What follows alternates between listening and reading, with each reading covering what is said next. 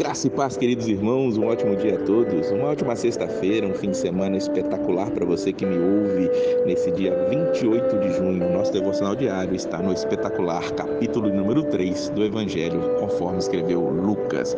Lucas continua aqui minucioso nos seus detalhes históricos. Ele diz que no 15º ano do reinado de Tibério César, quando Pôncio Pilatos era governador da Judéia, Herodes, tetrarca da Galileia, seu irmão Filipe, tetrarca da Itureia e Traconites, e Lisânias, tetrarca de Abilene, Anás e Caifás exerciam o sumo sacerdócio. Foi nesse ano que veio a palavra do Senhor a João, filho de Zacarias, no deserto. Dá para se traçar exatamente quando isso aconteceu por causa dos detalhes históricos que Lucas vem trazendo para nós aqui. E ele vai dizer que João, ele começa a pregar neste momento. Quem é ele? É aquele que o profeta Isaías tinha dito: voz do que clama no deserto, prepare o caminho para o Senhor e façam veredas retas para ele. João Batista veio para abrir caminho para o Senhor, preparar a chegada do Messias. Ele pregava: deem frutos que mostrem o arrependimento e não comece a dizer a si mesmos: Abraão é nosso pai, pois eu lhes digo que destas pedras Deus pode fazer surgir filhos a Abraão. A mensagem de arrependimento começou a ser pregada. Nós vemos em Paulo essa questão de fugir da questão da descendência de Abraão, porque achando que os filhos descendentes de Abraão fisicamente é que são salvos.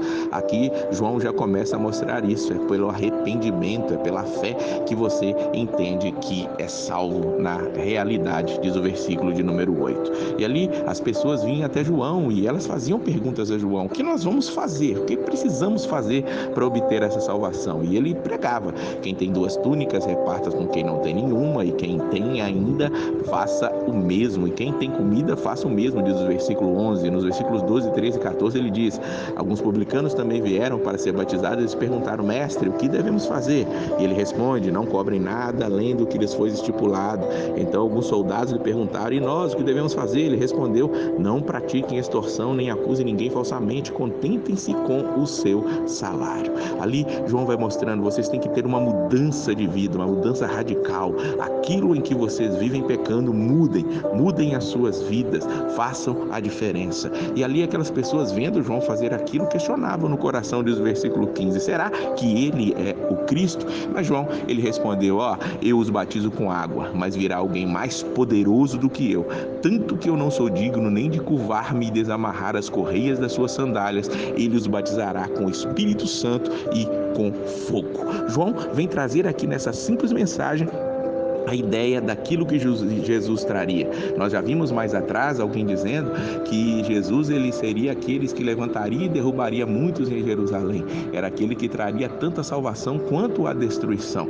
E João está trazendo isso claramente para nós. Ele diz que ele os batizará com o Espírito Santo, ou seja, embaixo ele explica no versículo 17 que ele traz na sua mão a pá, e a fim de limpar a sua eira e juntar o trigo em seu celeiro. Aqueles que forem batizados com o Espírito Santo são aqueles que serão ajuntados no celeiro, aqueles que serão salvos. E os que são batizados com fogo? Lá no versículo 9 ele já tinha dito que o machado está posto à raiz das árvores, e toda árvore que não der bom fruto será cortada e lançada no fogo.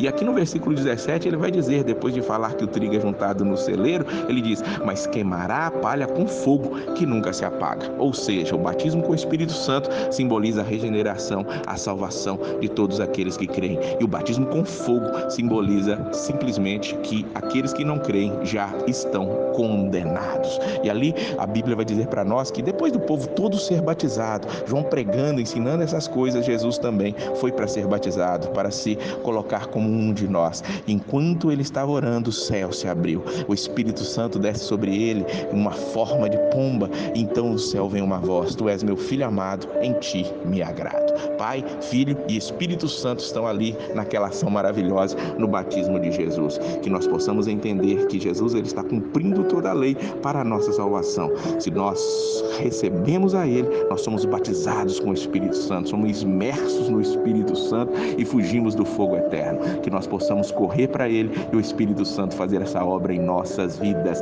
Que a sua vida seja cheia do Espírito Santo, um fim de semana espetacular e a paz do Senhor.